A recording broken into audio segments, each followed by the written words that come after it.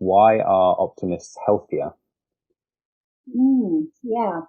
Good question. So I think when we think of optimists or optimism, we always think, these are shiny, bright people who are always positive in life. But optimism isn't really about that. It isn't about always having to stay positive and ignoring all the sort of difficulties and challenges that you mentioned, because that's the reality of life, business life, home life, all sorts of aspects of our life.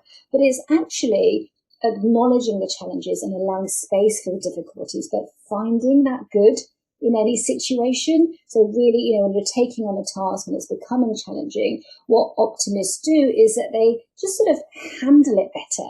And what we know about people who are more optimistic is that they, in terms of their health particularly, they want to know more about their health. So they've got this sense of more sort of feeling in control, wanting more knowledge.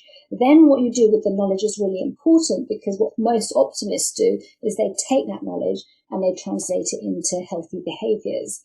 And then, as you said, life's full of challenges, not meant to be a straight road. We're meant to have undulations and ups and downs. And so what optimists are much better able to do is handle setbacks. And, setbacks are going to happen, but as an optimist, you're more likely to confront the problems. I certainly do believe that if you've got a choice of being optimistic or pessimistic, well, what's going to give you a bit more happiness and health? Optimism is the best choice. Yeah, even the most negative things, optimists do better than pessimists. That's a quote that I heard. But the next one's very much about, I'd love to know if you've read it. It reminded me of a book called The Compound Effect. Have you read it? I haven't, no. Okay. Well, the premise is that it's small changes make a compounding effect over time. And the question, which one of your YouTube videos is on, is, do small habits have big impact? And it's basically the same question answered asked in a different way. So what's your conclusion to that particular question? Yeah, so no, I will take a look at that book, The Compound Effect, but I think I use different language, the aggregation of marginal gains. Have you come across that? No. I think it's very much kind of a similar formula. I mean, the maths tells us, doesn't it, that those 1% improvements are going to have an aggregate effect, that compound effect. You've probably heard the story of the British Olympic cycling team, have you? I actually haven't. Okay. Well, British Olympic cycling team, they had no medals at all for over 100 years. They, weren't a team that anyone really knew about until along came Dave Brailsford. And Dave Brailsford was charged with enhancing the team. And what did he do? He made small adjustments. He changed the fabric of the seats. He changed the width of the wheels. He changed the massage gel used by the physios, the temperature of their blankets. These were the 1% improvements that he made, and they had a cumulative effect. So 5 years later, it was the British cycling team who were dominating the track events in the 2008 Beijing Olympics. They won over 60% of the gold medals. 4 years later, they set 7 world records. So that is all about the aggregation of marginal gains. It's the small changes that have the big impact.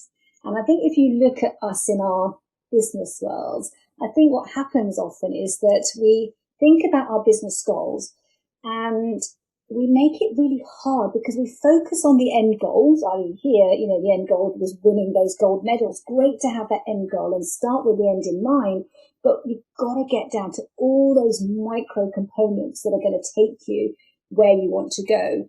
If you wanted to run the marathon, you aren't just going to get up and run the marathon. You're going to first get yourself a nice pair of shiny new trainers and wear them in a bit and step into the sunshine. And when those things become easy and habits and you can do them without having self-control and the need for willpower, that's how the small changes start to have big impact. There's never going to be one thing and one moment that led to success in any story that you hear. There's layers and layers that come before it. Have you got some examples of how you've added small changes that have made a big impact to your life?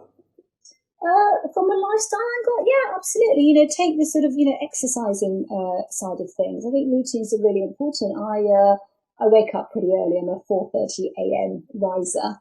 And, time as a trigger for me to set off my routine. And I would always go downstairs, have my glass of hot water, go to the gym, downstairs, start my kind of stretch routine. And that's my start to the day.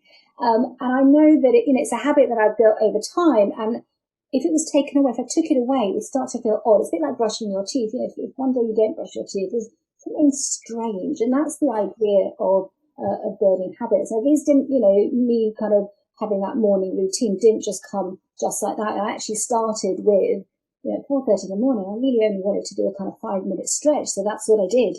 And actually, I started really enjoying it. So my 5 minutes has become 10 minutes, which has become 15 minutes, which is actually now this morning was 45 minutes. And so, but if I started at 45 minutes every day, I would have given up because I didn't want to spend that time first thing in the morning. So again, this is about those small layers that lead you to actually what you want to do.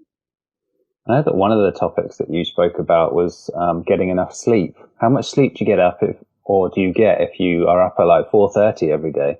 So I do get my sort of 7 to 8 hours because I just go to bed early. There's that, in terms of the kind of science of sleep, there's that adenosine effect, which is the sort of chemical that builds up in our brain for that pressure of sleep. And I can tell you by 8:30, I am feeling the pressure of sleep. So, I'm usually winding down in the evening by then and heading into bed. And I fall asleep very quickly, which is great because that, pressure's been building up through the day. So, and that's my non-negotiable. It's really important to that. Of course, I'll have that. Well, we can have Saturday nights out and all the rest of it again. It's all open to sort of flux, but in general, kind of setting that wake-up time and that sleep time is really useful for that sleep routine. You can get a lot done in those early hours, can't you? Basically get no interruption whatsoever. While the rest of the world is sleeping, yeah. Exactly.